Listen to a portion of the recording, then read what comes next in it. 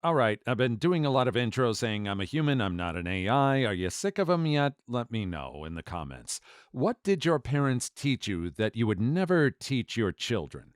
Story 1, that parents don't have to apologize if they're wrong because they're parents. I grew up in a big family, and many times one sibling would be blamed for another sibling's actions, both by parents or other siblings. If I yelled at sibling A for something sibling B did, I would be made to apologize to sibling A. If my mom yelled at me for something sibling A did, after everything was sorted, I'd ask, "Are you going to apologize to me now?" And she would say, "I don't have to. I'm the adult. I have kids of my own now. And if I do something wrong, I apologize." I'm so lucky that my parents have actually been really good about this. My whole life, they realize when they messed up and they will apologize. Accidentally whacked my 11-year-old brother's face into the couch and made his tooth bleed. I immediately apologized, made sure he was okay, and then bought him a slushie for good measure. I don't understand how or why some adults won't apologize to kids. They don't see them as people. All right, hold up a bit. How do you make a tooth bleed? Gums bleeding? That I understand. And also, if you made his mouth bleed, and you bought him a slushie? Isn't that going to be just that much more painful? I don't think this person is making the right case for himself. Story 2. I would never compare my kids to other kids. Not only did it make me feel awful back then, it's made me unnecessarily competitive now, and I seem to compare every little thing of mine to other people's. God, I feel this so hard. Growing up, I wished I had a sibling to hang out with, but given how frequently I was compared to my classmates or the kids of random coworkers, I realized now that being an only child was the best thing that could have happened. As an only child, I was still compared to my mother's friends' kids that I hung out with a lot. The competitive spirit in me probably stems from that when I think about it. Oh, don't worry. You're compared to your siblings all the time. Yeah, I hear that one. I have a sibling. We basically grew up at each other's throats. I did everything I could to not be compared to my sibling. Anything my sibling was into, I automatically avoided. Story 3. How to rewind the VHS. Remember the first time you watched a DVD and tried to rewind it afterwards? That was a trip to learn that you don't have to rewind DVDs. Yep, just flip them over and watch it in reverse. Story 4. Never allowing me to tell my side of the story. When I was getting in trouble, most of the time it was my fault or something I could have done about it. But there were times that there was an honest explanation that would have explained the situation, and it was always talking back. Just give me a second. God, so much this. I swore never to do this to my children. As a kid, I remember vividly sitting there so confused because my parents just made up a completely hogwash story about what happened based on the small amount of it they witnessed, instead of letting me explain what happened. I spent 2 weeks grounded one time because I broke a car window with my football, when I didn't even go outside that day, when it was actually broken when it was hit by a parking car. I couldn't understand why my parents wouldn't let me explain. It's so weird and is a complete abuse of power to just arbitrarily decide right and wrong like that. This kind of parenting is what gets people tossed into retirement homes where they live out their days wondering why their kids don't call or visit. It's a very depressing state of affairs for all involved. I'm sorry you had to live with that. Story 5. Never say a word if someone hurts you. Never object, never protest, and if you cry, that's your weakness coming through. Don't cry. If you speak out when you're attacked, you'll be attacked twice as hard. Silence is the only way through to safety. Say nothing, no matter what. This advice really messed me over. Story 6. Guilt trips. All the guilt trips. Got one today from my mother, actually. Ugh. I hate my mother for trying to guilt trip me so much. She does it so much that I can tell when she's about to, so I can point it out, which makes her guilt trip me on accusing her of guilt tripping me. It's a vicious cycle. Guilt rip. I know this was a typo, but it's so accurate. Story 7. My parents taught me not to share my feelings. It has taken me a long time to be able to do this. I don't want my kids hiding their feelings. Yo, this. There's some really important lessons I had to learn as an adult about expressing feelings, all because of how my parents treated my feelings. I am not repeating that mess. My kids will know all feelings are valid and that feelings are meant to be spoken about without judgment. If you don't feel that's possible, you should be sure to have a safe person to talk to about it. I think that's valid. Holding in feelings does nobody any good. Holding in feelings too long can even do physical damage. There's got to be some place where you can express your feelings. If you can't safely express your feelings at home, then where? Story 8. To be afraid of them. There's a post that keeps circulating that explains how I feel perfectly. It goes something like, I don't want my kids to mess up and feel like they have to hide it from me. I want them to mess up and come to me asking what they should do. Mistakes are a part of life. My mom goes berserk when I make a small mistake, like spilling a drink, and I don't want my kids to be afraid of being human. Exactly. When I have kids and they make a mistake, I don't want the first thing they think to be, my dad's gonna unalive me. I want them to think, I have to call my dad. I grew up with my mother, who was open to accepting my mistakes, and honestly, it was a godsend. I never really had to fear when I had done something wrong, as she seemed to nearly brush them off as something not as major as I would make it seem. Something as small as this really makes a difference, and it's made her a major role model for my life. When I was growing up, she was the person I wanted to be. Story 9. There's no reason to be stressed. Everyone gets stressed, whether it's something big and life-changing or small and inconvenient. Growing up, my sister and I always heard, you shouldn't be stressed about this. This isn't a big thing to stress over, and stuff like that. Instead of being taught to manage our stress, we've learned to hide it and bottle it up so our parents wouldn't think we're dramatic or something. Instead of teaching kids to not be stressed, I teach them how to manage stress in healthy ways so they can eliminate it or be able to navigate through it easily. My mom made my issues feel so invalid, made me feel like I ended up bottling stuff up. They wondered why now and then I'd have these big emotional outbursts, and eventually became depressed.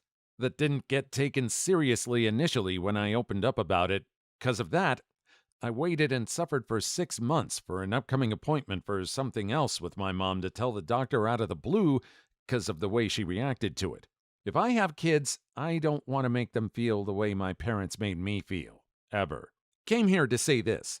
I'm 26 and still struggle massively with guilt when I feel stressed because I shouldn't, or because other people have it worse, as my parents love to say. Okay, maybe it shouldn't cause stress, but it does? Recognizing that it's causing stress and dealing with the impact that has and trying to mitigate and reduce the stress is important. Even just a bit of empathy when it clearly is something that shouldn't be stressed over is important. How else do you learn to deal with it? As an adult, I would tell my dad I was stressed out, and his response would be, what do you have to be stressed about? I think that's an indicator that parents probably don't remember what it's like to be the age of their kids. In the big picture, maybe the issue the kids are dealing with aren't that big. But kids deal with a lot of emotions that they have not had the experience of dealing with. It will be stressful for them because it's the first time they've felt stressed. The emotion is new. If you haven't experienced stress for the first time, of course it's going to be overwhelming. Story 10. That crying to them will make things worse, not better. My parents still tell me that only weak people cry. Not a huge crier, but it does mess up your ability to process emotions. That's what my father used to say. We're not even talking anymore. Same. My parents keep telling me crying is bad and unhealthy. It's greatly affected my emotional control in a negative way. My parents also told me only the weak cry. Story 11. To never question authority or your elders. That's the worst one for me. If a person isn't curious and doesn't think by themselves about reality, they're only a shell of a human and will never fully live their own life. And it's a tough thing to learn later in life. In my experience, it's often tied to very oppressive religious upbringings. I stopped having a relationship with my family because every little conversation became a, you're too young to understand. Story 12. Clean your plate.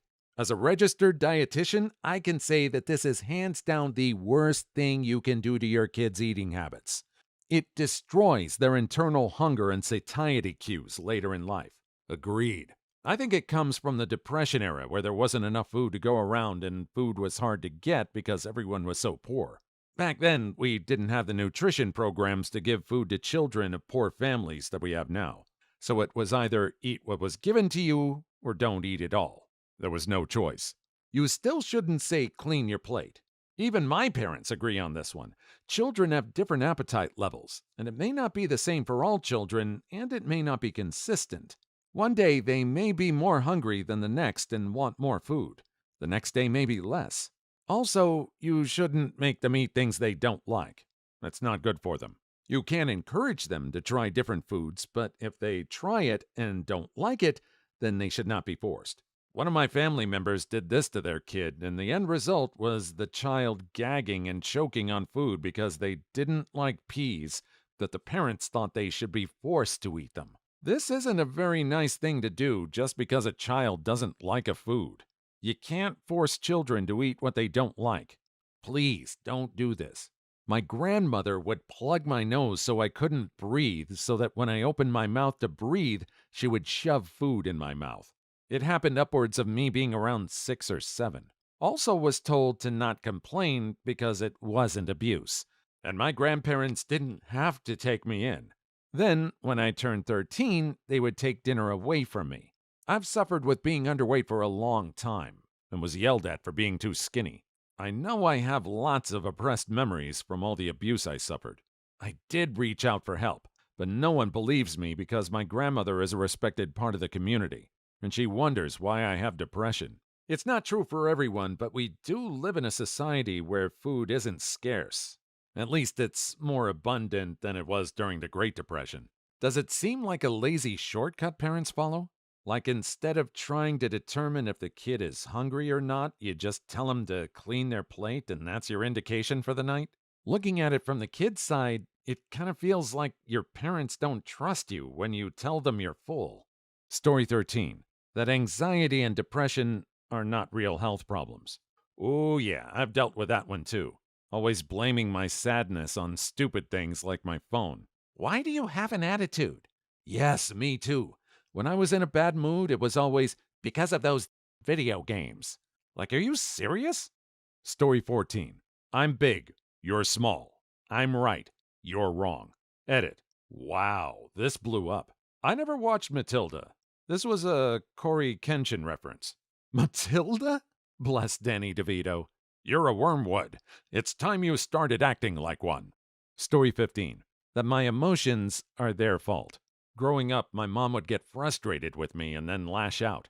She would then say something like, I yell because you're making me so angry. No, was just a kid doing kid stuff. You yelled because you're not in control of your emotions. I've caught my mom doing this stuff with my daughter, and I call her out on it. You can't put that stuff on a kid. I let my daughter know that what she did may have been unkind or need correcting, but she is not responsible for the emotions of the adults around her. My mom did this kind of thing too. She would be a complete shrew because something was going on with her. Or if we did something when she was in that mood that wouldn't have ticked her off another time, she would be a shrew.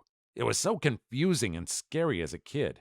It didn't make any sense. Once I grew up and realized she did this, I saw the same patterns with myself. I'm sorry you went through that. My mom is exactly like this. It's like walking on eggshells around her because I never know what her mood is, and just being in the same room with her fills me with so much anxiety. I do the best I can not to disappoint her, and it never feels like enough. I hate having to live with her. She makes everyone in my family so much more miserable, and I can't stand it. My kid is only barely older than 1, and I'm watching this kind of behavior develop in my wife. I'm hoping it's just the stress of having a 1-year-old and a full-time job, but I don't really see how it's going to be any less stressful as he gets older. She's a good mom, though. I don't know how I'll handle it with her if it escalates, but I know I'll always be there for him. It's really tough when parents project their emotions onto their kids, and it's not fair for children to feel responsible for the moods of the adults around them. That's like low key teaching kids gaslighting at an early age. I wouldn't want my kids to be normalized around gaslighting behavior. That just paves the way for someone to take advantage of them in the future. Story 15. The whole believe this because I say so hoax. Same. And now I'm stuck with kids who won't stop asking Godzilla questions until I lose it. Proud and annoyed. I guess it's good for them to be curious. A curious child turns out to be a creative man or woman and a critical thinking person. Good job. Whenever I ask my mom a silly question like, why can't I have sleepovers anymore? She says, because I can't sleep and worry about you when you're sleeping under someone else's roof. Me. But they're our relatives. Why can't I have a sleepover with them, but they come over? Mom. Because I said so. My mind. It's because you would hate it if I slept somewhere else where I'm not your servant 24/7. Story 16. That you have to give granny, grandpa, uncle, pervert a kiss goodbye. No, you don't. It's your body. You get to decide who you hug, kiss, etc. You're not allowed to be rude, so you have to say hello or goodbye, but you don't have to hug or kiss anyone you don't want to. Not even Granny. Not even if she really wants a kiss and she'll be disappointed if you don't kiss her. Used to hate that stuff. Didn't mind hugs, but not the kisses. Some people do weird old kisses. No disrespect to my granddad, but he used to do multiple quick kisses on my neck. I knew them as vampire kisses, although he didn't bite, thankfully. It's just, ugh. No. It teaches kids the opposite of bodily autonomy. It teaches kids that they have no say in what adults do to them to show affection. If a kid can't say no to a goodbye kiss from Granny without getting into trouble, then they'll think they can't say no to creepy uncle touching them in places that make them feel very uncomfortable. After all, uncle will be upset if you don't let him, just like mom said Granny will be upset if you don't kiss her. Really ticks me off. That is so true. I was the same growing up. I didn't mind hugs. Kisses were just creepy. Even now, I know my grandparents were just being loving, but I didn't want to kiss them. Love them to death. Still didn't want to kiss them. Story 17. I was always a tomboy growing up, but my mom and grandma were very persistent on trying to raise me based off of crazy Asian beauty standards and being a proper girl. Wouldn't let me play outside because they didn't want me to be dark. Always forcing me to wear clothes I wasn't comfortable in, making sure I didn't play with my male cousins' games or toys, even though I hated playing with dolls.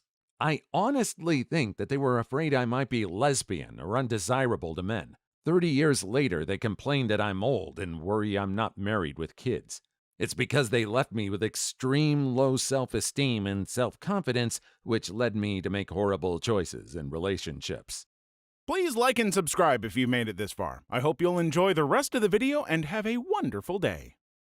Story 18. That teachers are always right. Hey, my 10th grade biology teacher didn't know that nerve cells could reproduce. This was in 2002. Spoiler alert, they can. We've known that for a while now. Edit. New spoiler. All cells can reproduce. That's what allows babies to become adults.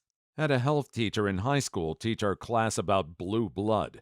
Then I got in trouble for explaining why that wasn't factual.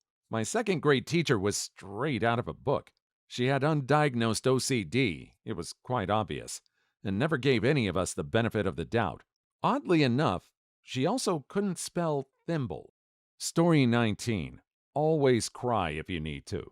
I spent most of my childhood getting yelled at to stop crying, and it really messes you up. You grow up internalizing negative emotions and even blow them off, which of course doesn't help. Also, to never be scared to approach me with anything you're concerned about. I'm 25, but I still have to lie to keep secrets from my dad because he would blow the hell up or shut me up if I vented to him about anything that dealt with relationships, my mental health, or health-related matters. Tampon usage, birth control, gyno appointments, etc. Yeah, I completely agree. I'm 25, and I honestly don't remember the last time I cried. It was at least a decade ago. My dad was always big on the stop crying or I'll give you something to cry about. But it's not just him. Where I'm from in England, we're taught that men don't cry, and unfortunately, it's the same in a lot of the world. Now, I just can't. I've been depressed. I've been upset. I've been to the funeral of a man I'd grown up with, and nothing. So, yeah, I wouldn't do this to my kids. I totally hear you on this. It's so important to let our kids know that it's okay to cry if they need to. We've kind of already covered this subject with one of the previous stories about being able to make sure kids can express themselves. Not every big emotion a kid expresses is going to be the happy one that parents can pull out their phones and film for the sweet memories later on in life. Sometimes the issues are sad. Sometimes they're negative. Sometimes they're complex. Story 20. Your father is always right. Even if he's wrong, you must still obey him because he's your father. I always make sure to tell kids that I've been wrong before. It was a Tuesday. Story 21. The most important thing I'll teach my children is to be good, but don't be nice.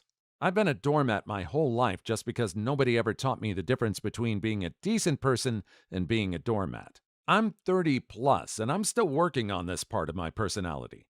I don't want my children to go through this ever. I feel this. You get pulled into a false sense of being a nice person when really you just let people treat you however they want and apologize to them for it. It's the worst. Story 22. To be ashamed when I make a mistake. Ultra conservative religious mother. She's gotten better, thankfully. Nothing more crippling and counterproductive than shame and self loathing. Jesus, that's a bad one. Story 23. Insults aren't insults if they come from your family. My parents did this all the time. I would get mad and then told I'm too sensitive. Story 24. That growing up was something to fear and dread. There was a lot of enjoy your chocolate now because when you're an adult, you can't eat it. Enjoy watching TV now because when you're an adult, you have to clean all the time. Do you ever see me relaxing? I wish I was back at school with my friends all day instead of working a job I hate. You just wait. You'll hate your job too. When you become an adult, there's no nice clothes, just work clothes and home clothes. Adults don't have hobbies, so enjoy it while you can. Now, as an adult, I see that these were all choices. I can eat whatever I like. I don't have to clean all day. I don't live in a show home. If I had jobs that I didn't like, I made the choice to job hunt and find something else. I can choose to buy clothes I like and wear them to work and at home. It's my choice to pursue my interests or not. I'm often in awe of how easy adulthood is, not because it is, but because it was always presented to me as this mountain of misery, and I've chosen to eat the chocolate and play my cello instead. Childhood was way worse. You can't change your family. You can't change your school or place that you live in. It's for some kids. School is too. When you grow up, you can get a job. If you hate it, you can look for another job. It may not be easy to do this, but the option is always there. You almost can never change schools, at least here because of zoning restrictions and other things. You're limited to one school. Better make that work for you somehow. Few parents want to homeschool their kids, but you always at least have the option of changing jobs. Do you think these are the same kids that complain that their kid isn't growing up and taking responsibility themselves? Why would they? You've been telling them that they are going to regret growing up and having a job and all of this stuff that they no longer have any control over. Not everything about being an adult is bad. Story 25. If a boy is mean to you, he likes you. Worst lesson ever. Most of the time, boys are mean to people just to have fun, and it's easy to tell when that's the case. But they're also mean to be mean, if, say, they don't like someone. I would know. I'm a boy and I'm basically the stereotype. Playing video games, has a dog, has a small friend group, messy room. I have Legos, toy weapons, and all that stuff. Story 26. To be afraid of money. I spent so much of my childhood walking on eggshells because of my mom's constant anxiety over money. If I ever asked for anything, she'd look at me like I was about to put her into financial ruin. My mom flipped out when I spent half my money, $80, on fireworks. I told her that it was my money, and I've got a savings account anyway. She acted as if I had spent her money. Story 27. To be overly critical of my own body. My mom is otherwise wonderful, but very insecure about her weight. She's not overweight at all. I often get comments like, Those jeans look cute, but don't gain 5 pounds. And lectures about how I can't go out around other people without makeup because what will people think? But it's unfortunate because she genuinely believes people are judging her that much.